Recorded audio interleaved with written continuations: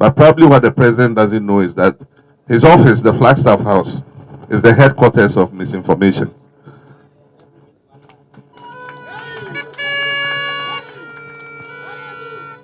That is where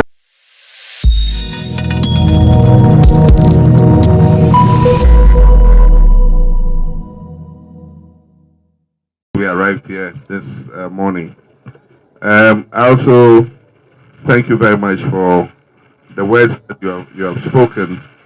And as you yourself said, if we didn't give you 10 minutes, you probably would speak the whole day.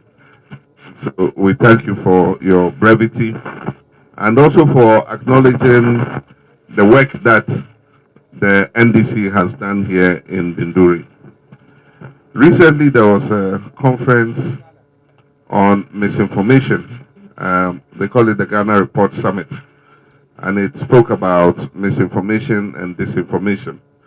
Because now we have the new media, Instagram, and all of them.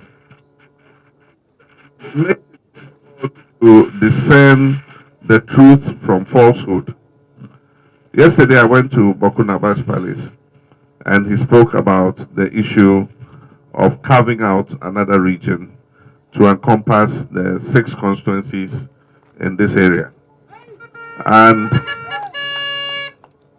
I explained that there were constitutional processes that needed to be gone through, and that the criteria was 1, economic viability, 2, land size, 3, population. And aside from that, a petition must be presented, a commission of inquiry must be set up to look at the feasibility of creating a region. In the evening, I saw a fake news story misrepresenting completely what I said and trying to put me against the Mamprugu state. I never mentioned Mamprugu yesterday at all. I was just comparing land size and region and economic viability and all that. The president condemned misinformation, and he used the Ajapadia document as an example of misinformation. But probably what the president doesn't know is that his office, the Flagstaff house, is the headquarters of misinformation.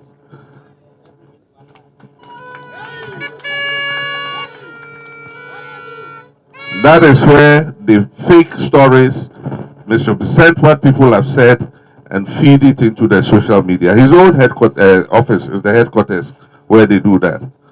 And so he should clean his house first before he talks about misinformation in other places. But my father, I want to thank you very much. As you said, NDC has handled this country before, and we have done so many things that have benefited the people. They say the social intervention is any policy or any action that provides social and economic benefits to the people.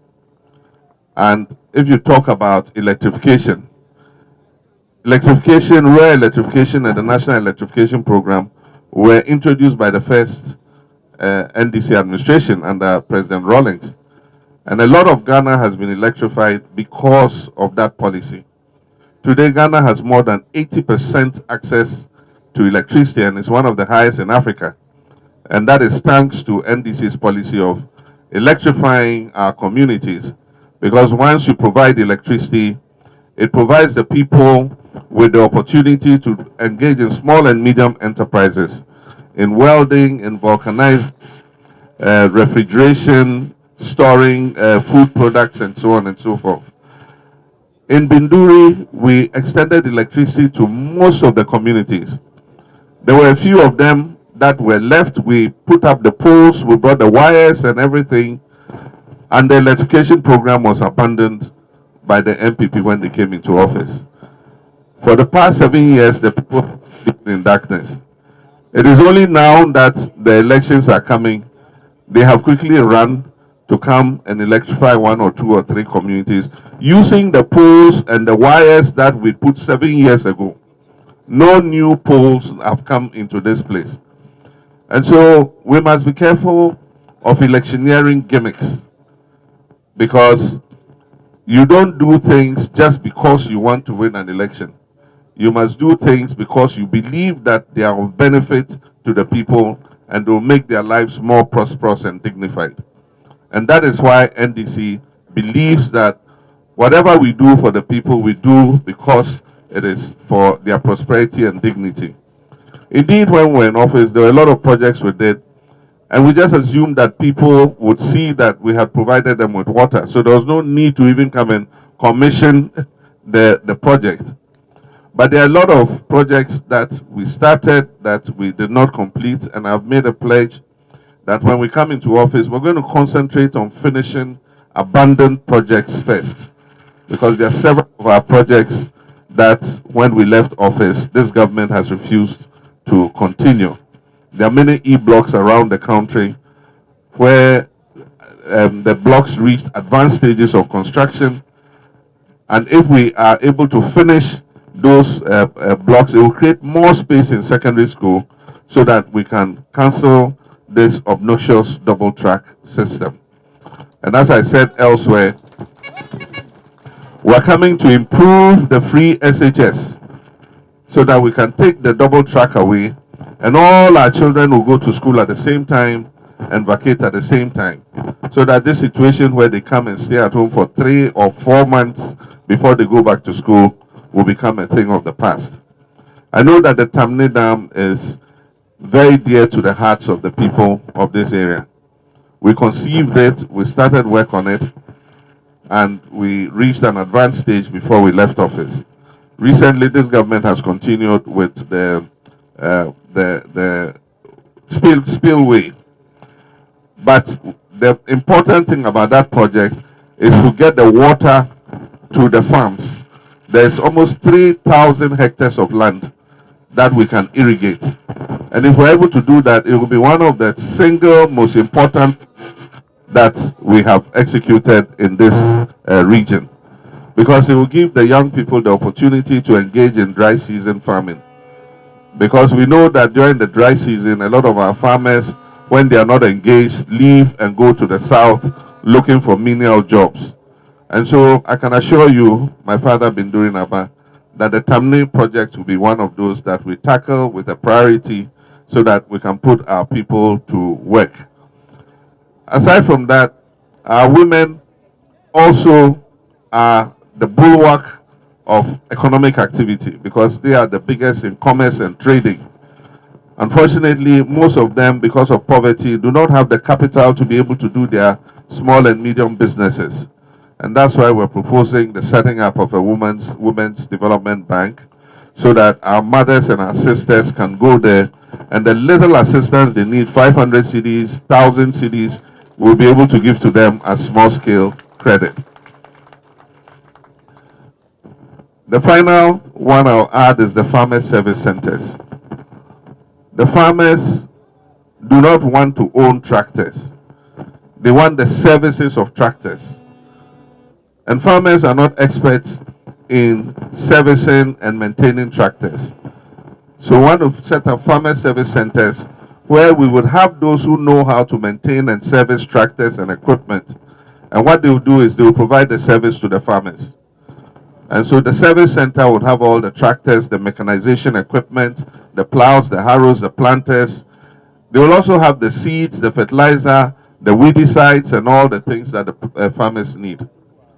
So that at the beginning of the farming season, all the farmers who are registered with the center would get their support from the center. Government will give the center the credit and all the things that are needed.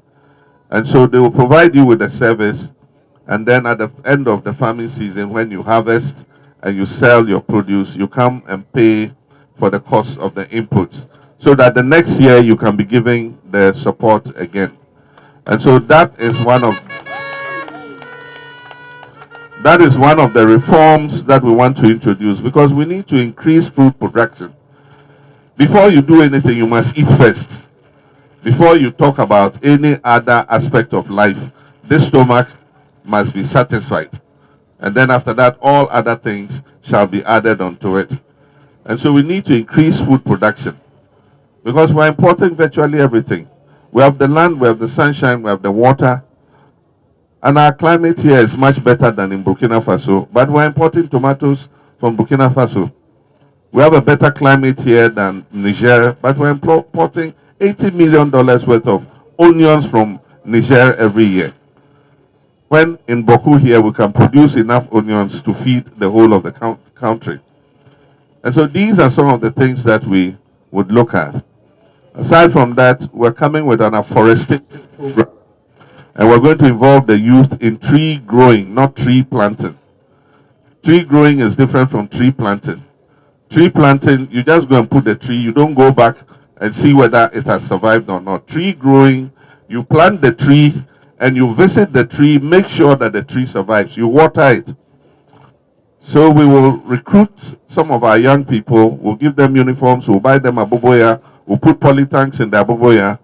In the dry season, they'll go and fetch water and come and water those trees so that the trees will survive. These will be commercial trees that we can use for charcoal, we can use for firewood, so that we stop cutting the few trees that we have for fuel wood. There are a lot of programs we have. They are all going to be in our manifesto. We'll launch our manifesto in August this month, before the end of the month. And when we have launched it, everybody would see that there's something in there for them. And so I want to thank you, Binduri Naba, for the warm welcome for Binduri. And on 7th December, we expect that all of you are registered and you have kept your voters' cards well.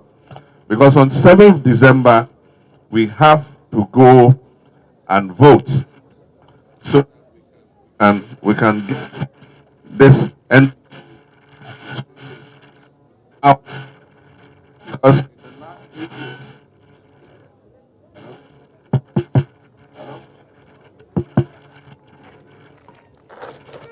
hello?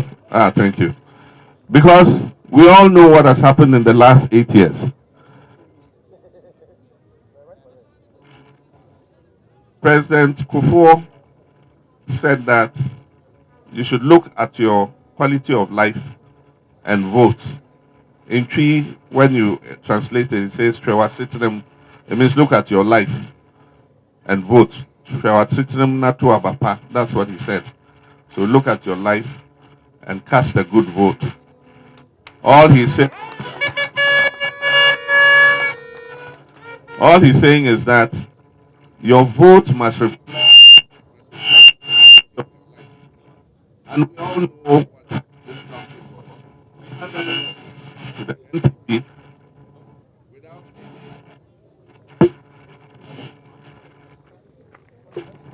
Hello? Hello? Hello? Thank you. Let's get it. Hello? Yes. We handed over this country to the NPP administration. We had solved the energy crisis. We had stabilized the economy. The currency was stable. Inflation was coming down. Our debt was low. And they said there was an economic wizard who was going to come and transform the economy and bring prosperity to Ghanaians. Unfortunately, after 8 years, the lives of Ghanaians is far, far worse than it was in 2017 when they took over. Today, inflation is above 20%. The prices of goods and services and food is increasing every day. The cedi, which was below 4 cedis to $1, today is almost 16 cedis to $1. Our debt, which was 120 billion, today is about 750 billion. If you shared our debt in 2017, everybody in Ghana, then you shared the debt by the population, everybody in Ghana owed only 4,000 cedis. Today, if you share that debt, including newborn babies, amongst all Ghanaians, each of us owes 20,000 cedis. And yet, they say our lives are better. And that's why I say this government is living in an illusion. I don't think they live in the same country we live in. They probably are coming from Jupiter or Mars or somewhere to to come and visit us. Because if it's the reality of our lives, then we know it. You can't tell me I'm satisfied when there's no food in my stomach. And yet they say we should clap for them because they've done well. But on 7th December, the people of Ghana will speak. On 7th December, God will speak. And I know that, inshallah, NDC is going to win the election in December. And we'll come back and continue the good works that we were doing. We have the men and women who can turn this economy around. We've done it before, we'll do it again. So even though we're in a crisis, we know that we have the capacity to be able to make things better. And so I call all our young people, don't lose hope in your country. We will make things better.